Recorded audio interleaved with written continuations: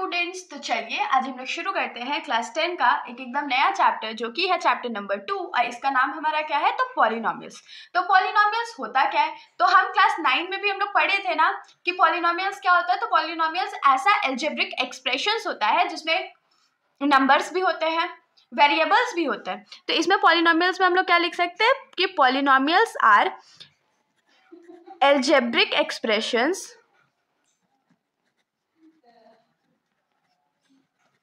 which contain variables as well as numbers। तो class 9 में हमने जो पॉलिनोमियल्स हैं उसमें जो एल्जेब्रिक एक्सप्रेशंस थे उसके पावर भी पढ़े थे, डिग्री भी पढ़े थे। तो डिग्री हम लोग किसको बोलते हैं, हाईएस्ट पावर को। हाईएस्ट पावर जो एक एक्सप्रेशन का है उसको हम लोग क्या बोलते हैं तो डिग्री बोलते हैं। तो highest power is called as degree. मान लीजिए इसको एग्जांपल से समझे तो 2x² प्लस x प्लस 3 जो है वो एक एल्जेब्रिक एक्सप्रेशन है ना, या इसको पॉलिनोमियल्स भी बोल सकते हैं क्योंकि इसमें बहुत सारे टर्म्स होने वाले हैं। तो इसका जो डिग्री है, अगर आपसे इसमें पूछते क्वेश्चन कि इसका हाईएस्ट डिग्री क्या है या इसका डिग्री क्या है, तो हाईएस्ट डिग्री मतलब आप लोग को क्या समझना, हाईएस्ट पावर। तो इसका जो डिग्री है वो क्या हो जाएगा तो 2 हो जाएगा, क्योंकि x का पावर देखिए यहाँ पर 2 है और यहाँ पर x का पावर 1 है, तो ऑफकोर्स 2 बड़ा होता है, इसीलिए ये डिग्री 2 का हो जाएगा। अब हम लोग यहाँ पर जान लेते हैं कि पॉलिनोमियल जो है, पॉलिनोमियल ढेर सारे जब टर्म्स होते हैं तब उसको पॉलिनोमियल बोलते हैं। लेकिन जब मान लीजिए हमारे पास सिर्फ एक टर्म है तो उसको हम लोग क्या बोलेंगे, जब हमारे पास सिर्फ वन टर्म हो तब हम लोग उसको क्या बोलते हैं तो उसको हम लोग मोनोमियल बोलते हैं। क्या बोलते हैं, मोनोमियल।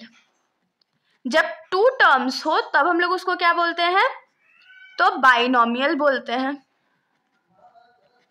जब 3 टर्म्स हो तो ट्राइनोमियल बोलते हैं,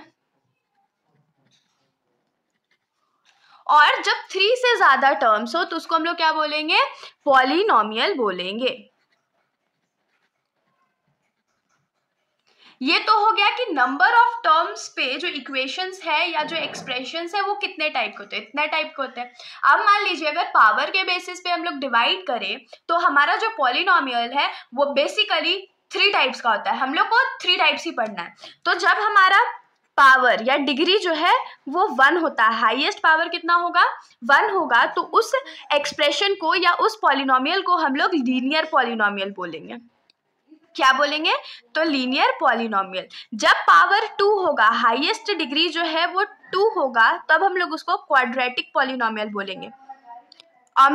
इसमें हम लोग बेसिकली यही पढ़ने वाले इस चैप्टर में, क्वाड्रेटिक इक्वेशंस के या क्वाड्रेटिक पॉलिनोमियल के जीरोस कैसे निकालते हैं वो पढ़ने वाले। तो अब आप लोगों के दिमाग में आ रहा है जीरोस क्या होता है, तो हम लोग आगे टॉपिक में कवर करेंगे। अब पावर 3, अगर हाईएस्ट पावर 3 है तो हम लोग उसको कौन सा पॉलिनोमियल बोलेंगे तो क्यूबिक पॉलिनोमियल बोलेंगे। चलिए अब आगे हम लोग क्या करते हैं तो हम लोग जान लेते हैं कि जीरोस ऑफ अ पॉलिनोमियल क्या होता है। तो जीरोस ऑफ अ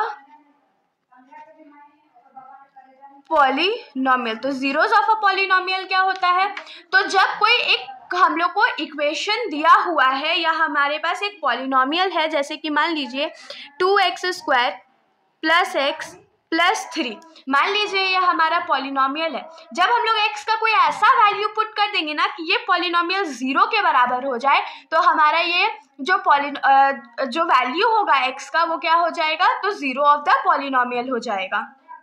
अगर मान लीजिए ये equation -2x² plus x plus 3 होता तो 0 लाने के लिए हम लोग को कौन सा वैल्यू पुट करना पड़ता, तो हम लोग -1 पुट करते हैं। Put x is equals to -1, तो जहां जहां पर x है वहां पर हम लोग -1 पुट कर देंगे। प्लस 3 -2 इंटू 1, -1 का स्क्वायर तो 1 हो जाएगा, तो इंटू 1 प्लस -1 प्लस 3, तो इसको हम लोग क्या लिख सकते हैं -2 -1 प्लस 3, तो ये क्या हो जाएगा -3 प्लस 3 जो कि होता है 0। अब देखिए क्योंकि जब हमने x का वैल्यू जो -1 पुट किया तो हमारा जो वैल्यू था वो कितना आ गया 0 आ गया ना, तो इससे हम लोग क्या लिख सकते हैं कि therefore -1 is a 0 of this polynomial. तो इसी को हम लोग बोलते हैं जीरो फाइंड करना।